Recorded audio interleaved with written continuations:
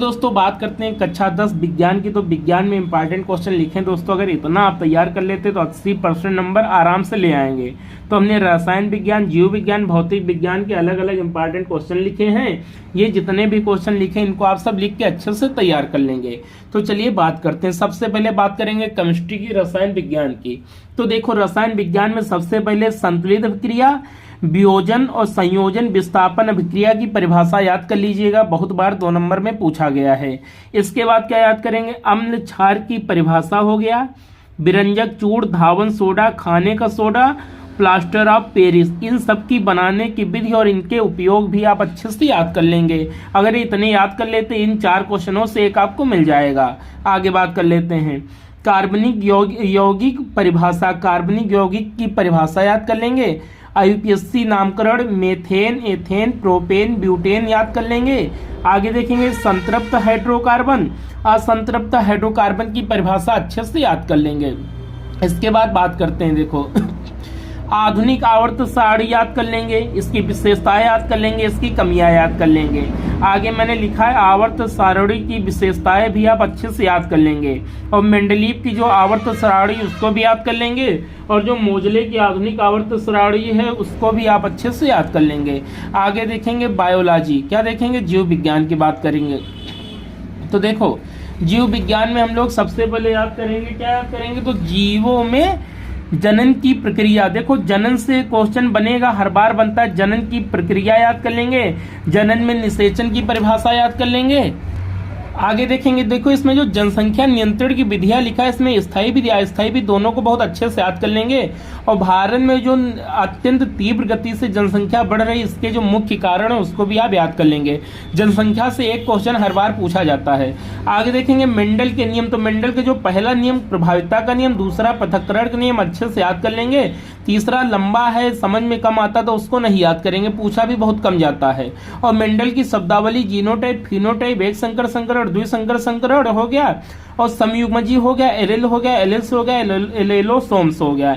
ये सब भी आप अच्छे से याद कर लेंगे। आगे देखेंगे मनुष्य में लिंग निर्धारण भी अच्छे से याद कर लेंगे। पुष्प की आंतरिक संरचना याद कर लेंगे, जैसे बाह्य दलपुंज हो गया, दलपुंज हो गया, जायाम हो गया, पुमंग हो गया, इन सब के कार्य और इनकी स्थिति अच्छे से याद कर लेंगे। और देखो जनन तंत्र में नर व मादा जनन तंत्र याद कर लेंगे। एक तो हर बार पूछा जाता है और पूछा जाएगा 5 नंबर में, अर्थात दीर्घ उत्तरीय प्रश्न में पूछा जाएगा। तो बायो में आप इतना तैयार कर लेंगे, काफी है। आगे देखेंगे जीवों में पोषण हो गया, पाचन तंत्र हो गया, प्रकार। देखो पाचन तंत्र जब याद करेंगे तो इसमें पाचक अंग हो गए, पाचक ग्रंथियां हो गए, पाचक मुखिका, ग्रास नली, अमाशय, छोटी आंत, बड़ी आंत याद कर लेंगे। आगे इसका फिगर याद कर लेंगे। और पाचक ग्रंथियों में कौन कौन सी, यकृत, लाल ग्रंथि, आग्नेयाशय, तीनों ग्रंथियां अच्छे से याद कर लेंगे। थोड़ा थोड़ा भी लिखेंगे तो आपका 2 पेज हो जाएगा, ये भी लॉन्ग में पूछा जाएगा। आगे प्रकाश संश्लेषण याद कर लेंगे। और रक्त परिसंचरण तंत्र से क्वेश्चन हर बार बनेगा, तो हृदय की आंतरिक संरचना, हृदय के कार्य याद कर लेंगे। और रक्त के बारे में याद कर लेंगे कि कितने % प्लाज्मा होता है, इसका कार्य क्या, आरबीसी की संख्या कितनी होती है, डब्ल्यूबीसी संख्या कितनी होती है, और रक्त कुल भार का कितना %, मतलब रक्त से आप टिप्पणी लिखना होगा। तो करीब 1 पेज आप अच्छे से लिख के तैयार कर लेंगे। धमनी शिरा के बारे में याद कर लेंगे, किसमें शुद्ध रुधिर बहता है, किसमें अशुद्ध बहता है, और इसमें अंतर भी एक बार पूछा गया था, ये भी आप याद कर लेंगे।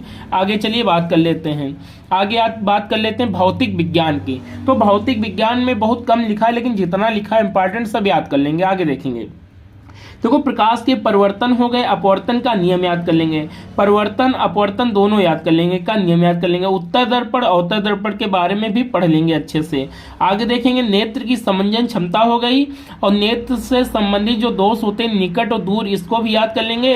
और निकट दृष्टि दोष में कौन सा लेंस प्रयोग होता है, दूर में कौन सा प्रयोग होता है, तो दूर में उत्तल हो गया, निकट में अवतल हो गया। निवारण के लिए किस लेंस का प्रयोग करते हैं भी याद कर लेंगे, बहुत बार ऑब्जेक्टिव में भी पूछ लेता है।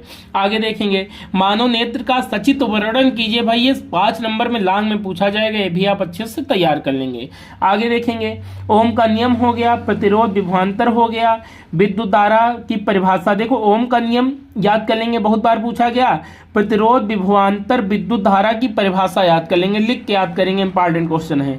आगे विद्युत मोटर हो गया, विद्युत जनरेटर हो गया, फ्लेमिंग का नियम अर्थात फ्लेमिंग का दाएं हाथ का नियम, बाएं हाथ का नियम याद कर लेंगे, और फैराडे का नियम याद कर लेंगे। दोस्तों यकीन मानिए अगर इतना आप तैयार कर लेते हैं तो यूपी बोर्ड कक्षा 10 में आप 80+ नंबर पा सकते हैं, आराम से पा सकते हैं। बट जितना मैंने बताया सब लिख के तैयार करेंगे। अगर वीडियो आपको अच्छा लगा हो चैनल को सब्सक्राइब करिए, वीडियो को लाइक करिए। जय हिंद।